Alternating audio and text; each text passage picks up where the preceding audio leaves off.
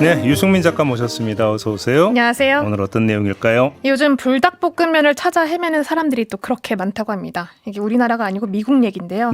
온라인에서 화제가 된 영상을 보니까 대형 마트에서 카트에 까르보나라 불닭볶음면을 산더미처럼 쌓아놓고 끌고 가는 모습이라던가 계산대 위에 수십 봉지를 올려놓고 하나하나 결제하는 그런 장면들이 포착되고 있습니다. 네. 사는 게 아니고 거의 쓸어 담는 수준인 건데요. 미국 온라인 커뮤니티 레딧을 보니까 그 분위기를 실감할 수 있었습니다. 일단 불닭 누들 무슨 맛 어디서 사야 하느냐라는 글들이 꽤 올라와 있고요. 오. 한 이용자가 동네 아시안마트에서 불닭볶음면을 발견하고 잭팟이다라는 글을 올렸는데요. 그러니까 진열때 본인이 찾던 그런 맛이 있었던 거죠. 여기에 대한 댓글 반응이 좀 다채로웠는데 인생은 불공평하다라는 댓글부터 도대체 어느 지역에 있는 아시안마트냐, 삼양에선 불닭볶음면을 조금 더 대량 패키지로 이제 생산을 해야 한다라는 그런 반응들이 있었습니다. 왜 이러는 건데요? 이게 단순히 매운맛 챌린지로 시작된 그런 인기라기보다는 관세 여파로 추정이 되고 있는 건데요. 불닭볶음면 같은 경우는 관세 인상에 직접적인 영향을 받게 됩니다. 네. 전량을 경남 밀양 공장에서 생산을 해서 미국에 보내지는 구조이기 때문인데요. 그동안 라면은 무관세로 수출이 됐었는데 지난 4월부터 10%가 붙었고 이번 달 1일부터 15%까지 올랐습니다. 그래서 삼양식품 같은 그 주요 수출 기업에서는 이제 미국 내 가격 인상까지 검토하고 있다라는 또 보도가 나오기도 했는데요. 예. 그러니까 가격이 조금이라도 오르기 전에 사재기에 나선 것이다라고 합니다. 화장품도 그렇다면서요? 화장품도 상당히 그 분노를 사고 있는데요. 그 K-뷰티로 불리는 한국 화장품을 소비하는 사람들한테는 굉장히 큰 충격으로 다가오고 있습니다.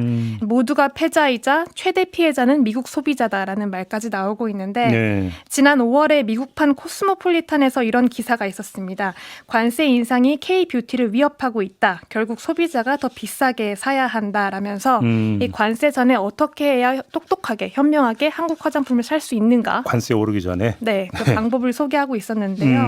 에디터와 전문가들이 추천한 리스트에 이제 마스크팩이라던가 토너, 뭐 에센스, 자외선 차단제 같은 한국 화장품 15가지가 소개가 되기도 했습니다. 네. 사실 이런 분위기는 3, 4개월 전부터 감지가 되고 있었는데 한 온라인 커뮤니티에 올라온 5월 달 글을 보니까 관세 소식이 너무 당황스럽다. 지금부터라도 스킨케어 화장품을 비축을 해야 하냐. 다들 어떻게 준비를 하고 있냐라는 고민글에 베스트 댓글이 넌 늦었다. 작년 11월부터 비축을 해뒀어야 된다라는 글도 올라왔고요. 예.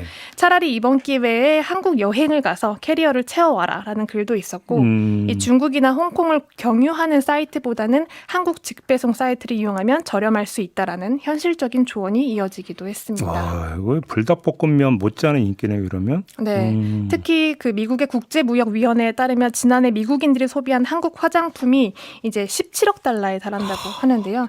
우리 돈으로 약 2조 3천억 원입니다. 예. 그러니까 전년 대비 54%나 늘어난 수치라고 하는데 그러니까 이미 관세 협상 타결 전부터 사재기 조짐은 좀 뚜렷했습니다.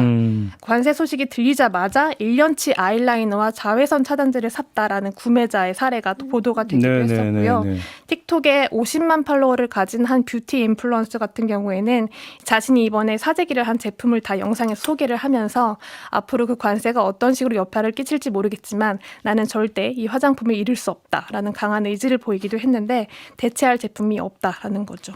근데 K하면 또 K팝을 빼놓을 수가 없잖아요. 혹시 네. 여기서도 관세 여파가 있습니까? 가장 공분하고 있는 집단이 K-팝 팬들입니다. 오, 그래요?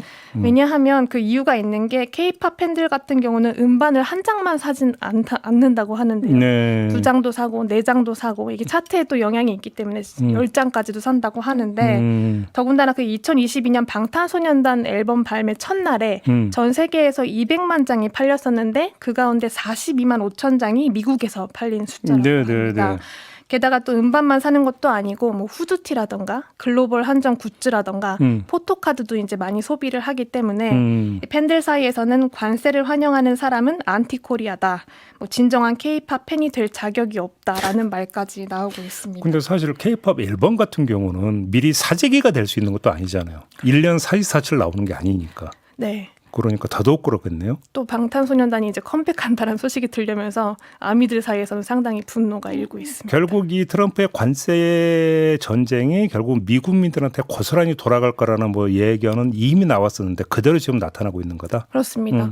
뭐 얼마 전에도 AP통신이 트럼프 대통령이 관세를 외국에 부과한다고 말은 하고 있지만 사실상 그 부담이 고스란히 미국 소비자들에게 전가되고 있다라고 지적을 하기도 했는데요. 물가가 약 1.8% 정도 오르고 가구당 소득이 330만 원 정도 줄어들 수 있다라고 그런 네. 효과가 나타날 수 있다라고 분석을 내놓고 있습니다. 네. 그러니까 저소득층에게 가장 먼저 타격이 갈 것이다라는 전망이 나오고 있는데 그 와중에 또 폐업 소식까지 들려오고 있다 보니까 이제 관세 전쟁은 결국 자국민을 옥죄는 흐름으로 가고 있다라고 보입니다. 이인수님이 아는 언니가 부탁한 거 사서 뉴욕으로 보냈어요라고 이렇게 댓글을 달아주셨는데 벌써 이런 현상이 나타나고 있다는 거네요. 네. 알겠습니다. 자, 오늘 이야기 이렇게 마무리해야 될 것 같네요. 유승민 작가 수고하셨어요. 고맙습니다.